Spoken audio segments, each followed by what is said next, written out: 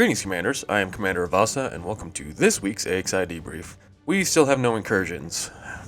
Not much to say in that regard. Our friends over at Operation Hydra are always hard at work repairing stations, and the current stats pulled from their spreadsheet shows that they currently have repaired 158 stations, with only 39 stations left to repair on the list. To get involved with Operation Hydra, please head over to their Discord, which I will link down below in the description, and I'll also link their spreadsheet down below. FDev came out with a pre-recorded livestream today talking about fleet carriers. Now during the pre-recorded livestream they covered a lot of details on what the fleet carriers will provide. So far they seem to be able to provide pretty much everything the station provides currently, but it will come at a cost at the owner of the carrier. There are a few things that I do look at with a bit of caution, and that is the fact that for us within the AXI, we don't have the ability to sell Guardian modules or weapons, which will hinder the use of a carrier for us and not make it so appeasing for us within the AXI community. I feel like that is a missed opportunity for us, but I think if we can all unify and ask Frontier to take our gameplay into consideration, I feel like we may have the possibility to change that for our benefit. Now the link to the live stream will be provided down below, and also the link to the forum post that FDev has placed. Now I'm going to move on with the rest of the debrief because I see that other commanders have the fleet carrier details covered way better than I do, like Exegius just had his live stream coverage of it, and I already see that Obsidian, Ant, and also Commander Plater has already released a video on fleet carriers now, so go ahead and check those guys out for sure.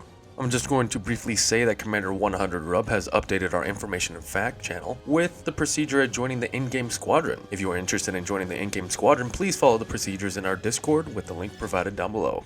For the new commanders out there, the Debrief's weekly tip involves the Thargoid scouts this time. Currently there are 4 scout variants, and they are the Marauder, which is the most common of the variants and only fires their basic pulse weapon with the ability to fire a caustic missile. The Regenerator variant has the ability to regenerate the health of nearby scouts by pulsing a green wave for all scouts.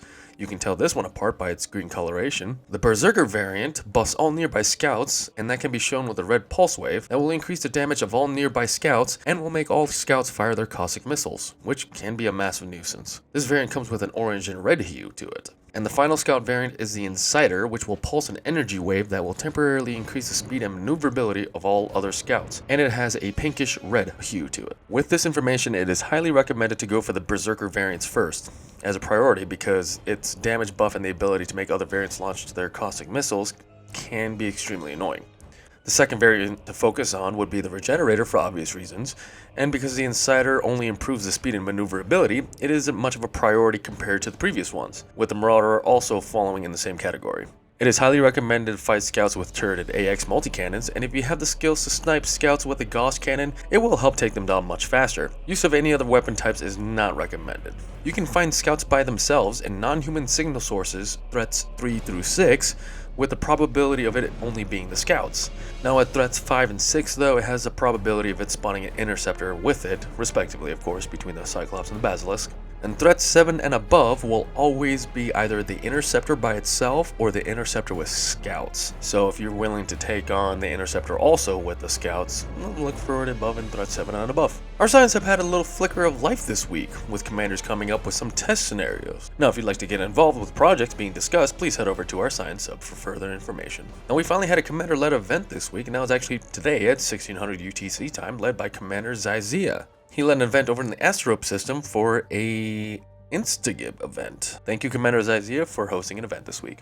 I'd like to start off this week's Commander Achievements with Commander Mechan, who pulled off a 1 minute and 37 second Cyclops Kill in his Chieftain. Now to complete a proper speedrun, you actually want to fight the Interceptor by taking down the Hearts one by one, dealing with the Swarm, and all the mechanics. So speedrun kills of this nature do take a lot of skill and practice, so I want to congratulate Commander Mechan for pulling off a beautiful kill.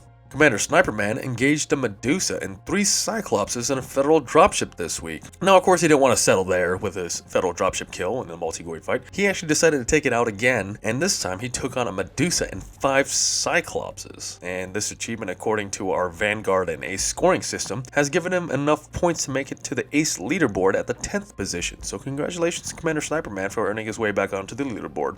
Now the next skill I'd like to present is Commander Aranionros Stormrage, and for the first time that I've seen anyway, he's pulled off an insane trick that I personally have never seen before, and I doubt any other commander has seen it, and that is the Medusa speedrun in a Fer-de-Lance with his fire groups and macros set up so it will continuously fire a Gauss in a term coined Gatling Gauss. Now as you can see in the footage from the kill, he is rapidly firing a single Gauss in rapid succession of each other with what I understand is an interesting fire group setup, of course coordinated by macros. Now this method from my understanding was prototyped by Commander IC Aliens, and Commander Aran shows us what it is capable of. With this kill, he has taken the #1 spot on the medium class Medusa solo speedboard rank with a kill time of 9 minutes and 15 seconds, knocking Commander Mgram's kill time of 10 minutes and 14 seconds to 2nd place. Now with that being said, I'd like to present you guys the kill of the week, and that's also by Commander Aranionros Stormrage. And this one is a perfect Hydra kill in his Crate Phantom. He did not take any damage at all during the fight, maintaining 100% hull the whole time. Now I did ask Commander Ran how he managed to avoid the swarm because his Phantom wasn't fitted with any flak launchers, and what he had to say was that the idea came from Commander Bad Racing Driver, and it's that the strategy is to simply gain as much distance away from the Thargoid so that the swarm loses its target and retracts back into the Interceptor. He has stated that this happens roughly at the 13 to 14 kilometer mark.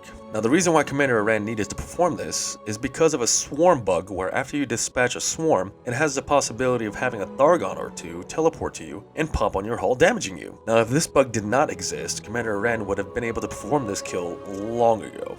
And to complete out this week's debrief, here is a list of commanders that have achieved their first solo Interceptor kills. Now we look forward to seeing more commanders join our ranks and welcome all commanders that are taking their first steps into AX combat. Now that's it for this week's debrief, commanders. Now before you all head out, I'd like to say thank you to all of you. It is very much appreciated. You all are what makes this debrief happen. Now I'm asking all of you to support content creators out there that continue to put in the hard work to supply everyone with quality content that makes this elite community the best I've ever had the pleasure of serving, especially now during these troubling times. So I wanted to take the time to thank all of you and to also thank all the content creators working hard. Now I'll see you all at the next debrief, and as always, commanders, aim for the heart. Carry on.